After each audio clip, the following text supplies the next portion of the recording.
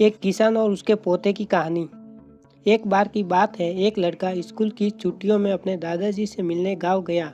वो अपने दादाजी के साथ गांव घूमता और खेतों में काम करने के लिए भी जाता।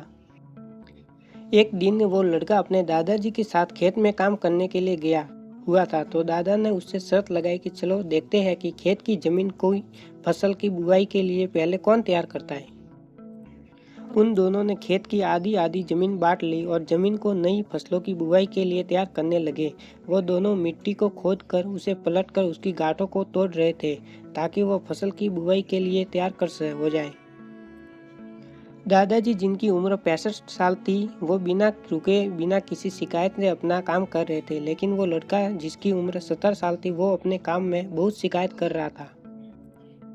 वो बार बार रुक कर आराम कर रहा था, कह रहा था कि कितनी मुश्किल काम है, लेकिन उसके दादाजी बिना रुके बिना थके काम कर रहे थे। फिर जब शाम हुई तो लड़का देखता है कि दादाजी ने अपने हिस्से की सारी जमीन की बुआई कर ली है।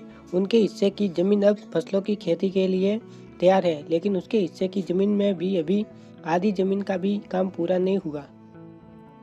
वो लड़का बहुत हैरान होता है कि दादाजी ने इस उम्र में उससे ज़्यादा काम कैसे कर लिया। दादाजी के पास जाता है और उनसे पूछता है, अपनी इतनी उम्र में इतना काम कैसे कर लिया। तो दादाजी ने जवाब दिया कि जब भी हम सोचते हैं कि काम इतना मुश्किल है या फिर अभी कितना काम पड़ा है, तो हमारा मन बहाने बनाने लगता है।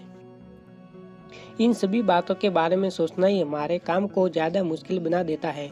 इसीलिए समझदारी इसमें ही है कि हमें अपने तय किए हुए काम के बारे में ज़्यादा सोचना नहीं चाहिए और उस काम को करते रहना चाहिए।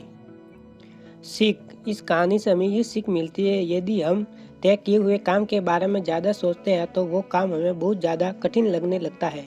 इसीलिए हमें अपने काम को के बारे में ज़्यादा सोचना नहीं चाहिए, बल्कि उसे शुरू करके ख़त्म करना चाहिए।